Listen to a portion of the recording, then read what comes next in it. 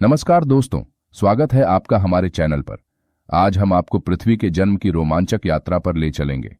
हम आपको महत्वपूर्ण तथ्यों के माध्यम से बताएंगे कि कैसे हमारी खूबसूरत पृथ्वी का निर्माण हुआ। तो चलिए शुरू करते हैं और इस अद्भुत सफर में डूब जाते हैं। नंबर 1, प्रारंभिक सौरमंडल का निर्माण। लगभग 4-6 बिलियन साल पहले सौरमंडल का निर्माण एक विशाल गैस और धूल के बादल से हुआ। इस बादल को सौर नेबुला कहा जाता है। गुरुत्वाकर्षण बल के कारण इस बादल का संकुचन हुआ और इसमें एक तारा, हमारा सूर्य, और ग्रहों का निर्माण हुआ। नंबर 2, प्रोटो पृथ्वी का निर्माण। सौर नेबुला के बादल में घूमती धूल और गैस के कण मिलकर ठोस पिंड बने, जिन्हें ग्रहाणु कहा जाता है।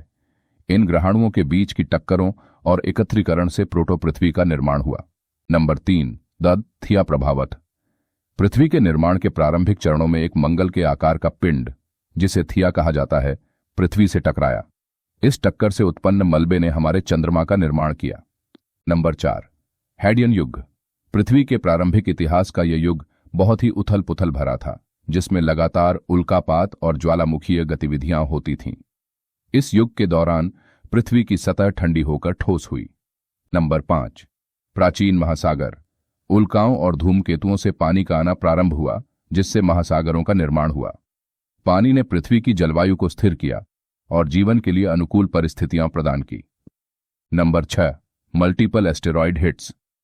प्रारंभिक पृथ्वी पर कई बड़े उल्कापात हुए, जिससे ग्रह की सतह पर कई बार बड़े पैमाने पर परिवर्तन हुए।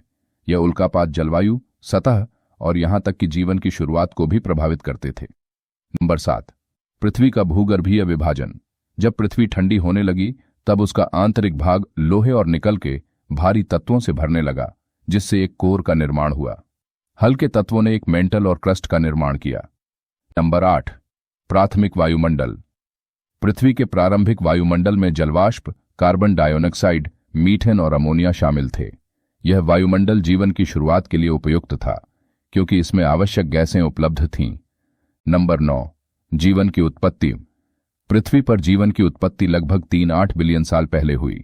प्राचीन महासागरों में रासायनिक प्रतिक्रियाओं के माध्यम से पहले सरल कोशिकाओं का निर्माण हुआ। नंबर, टेक्टोनिक प्लेट्स का निर्माण। पृथ्वी की सतह कठोर प्लेटों में विभाजित है, जिन्हें टेक्टोनिक प्लेट्स कहा जाता है। इन प्लेटों की गति से भूकंप, ज्वालामुखी और पर्वतों का निर्माण होता है, जो पृथ्वी की सतह को निरंतर बदलते रहते हैं। ये तथ्य पृथ्वी के जन्म और प्रारंभिक इतिहास के बारे में महत्वपूर्ण जानकारी प्रदान करते हैं।